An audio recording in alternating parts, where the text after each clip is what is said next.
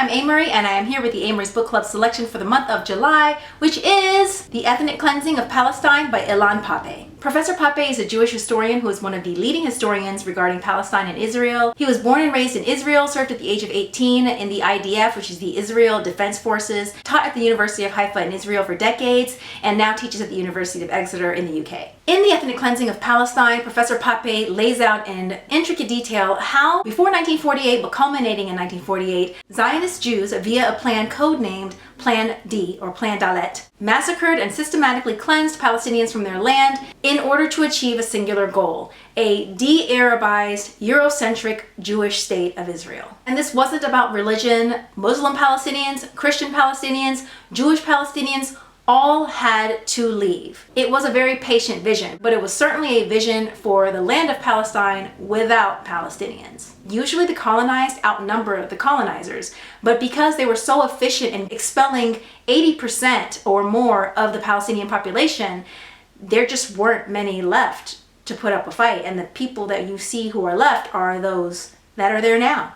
And my own note here, there are some Zionists who push back and say that because Jewish people are of the region, and there have always been Jewish people in that region, just as there's always been Christians and Muslims.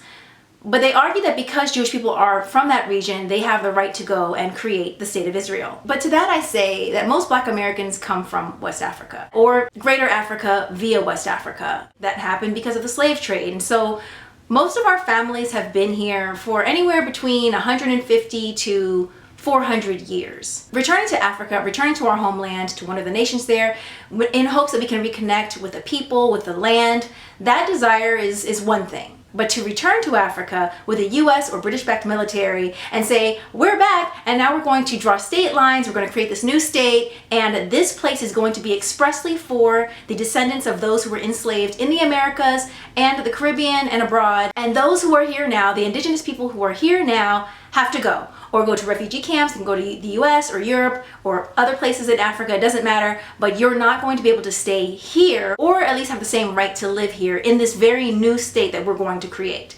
That is something entirely different. And we're talking about a group of people who have been gone from a land for 150 to 400 years, not 1400 to 2000 years. Even in the early days of Liberia, in which free African Americans went to Africa to create this homeland, backed by the American Colonization Society, who maybe out of the kindness of their hearts felt like, hey, we really need to help give people a homeland, or maybe they just didn't need that many free Africans running around helping to incite slave revolts. We can only speculate. The African Americans who went back ended up creating an elite class made of themselves and their descendants, separate from the indigenous Africans who were there. And the indigenous Africans there did not have equal status for 100 years.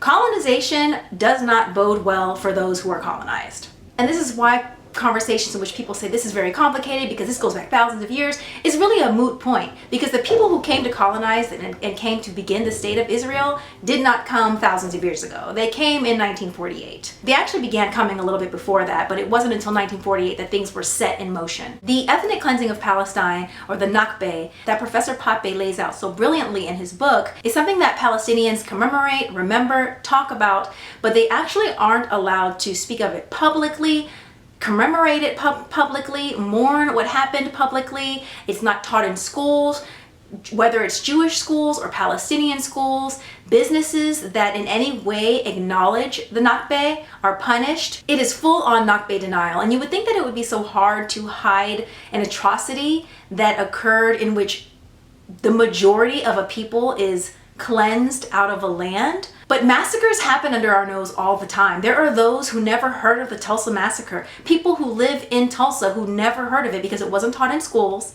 It was kept quiet, and although those who experienced it in the Black community who suffered from it talked about it, because it wasn't publicly acknowledged, it was just swept under the rug, like so many atrocities today. And this denial of the Nakba is a big reason why there is no peace. There can be no peace because all of the peace talks, with the exception of the first one in 1949, have their parameters set by either Israel or Israel and the US. And there are 3 axioms for the peace talks.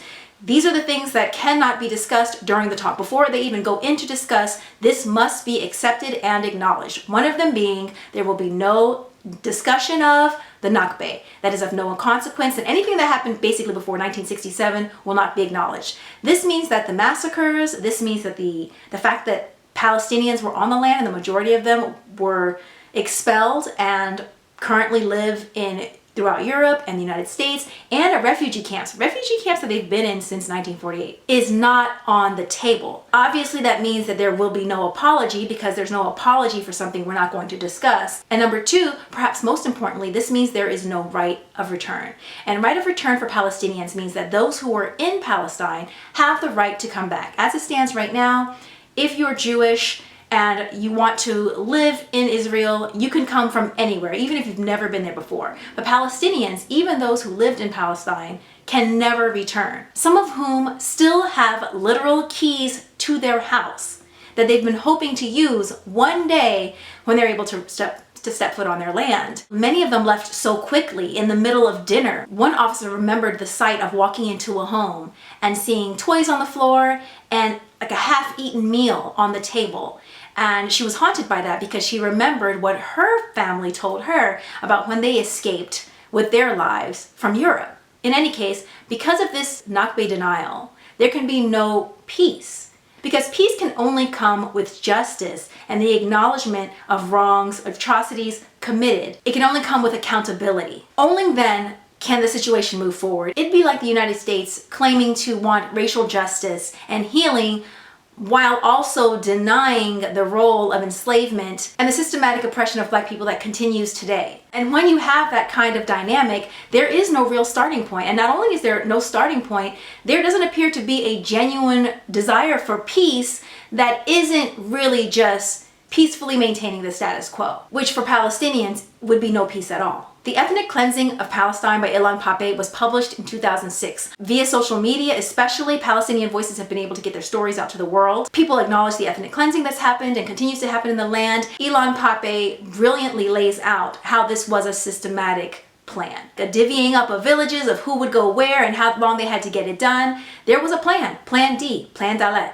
Professor Pappe has given us a work that can help us better understand what happened in the earlier 20th century so that we can move, hopefully, toward reconciliation, justice, and peace. So be sure to pick up the Ethnic Cleansing of Palestine. Please join Professor Pappe and I on my IG Live at the end of the month to discuss the book. AMERIE'S Book Club is going to close the comments during the IG Live chat, but I invite you to submit all of your questions for Professor Pappe via the AMERIE'S Book Club website. You know, this is a book club. All those books back there. So many books of human pain, of joy, of suffering, elation, family, intrigue.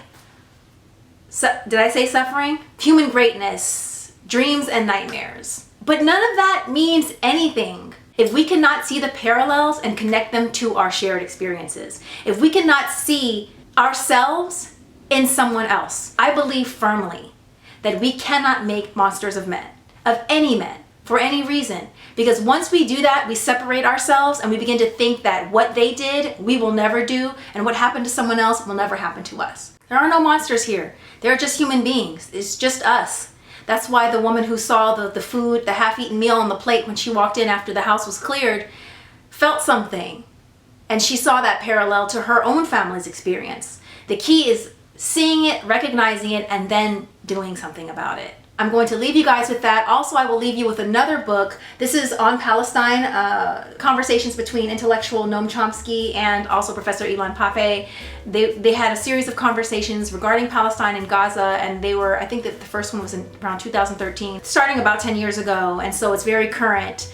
And you can, this is a very quick read because you're literally just reading two people talking to each other at different times. Even if you don't read them yet, come join us because I really want to talk to Professor Pappe about a lot of things, also the most recent events. I will see you throughout the month. Let me know how you're feeling about the read. The Ethnic Cleansing of Palestine, a very important book, and I will see you at the end of the month.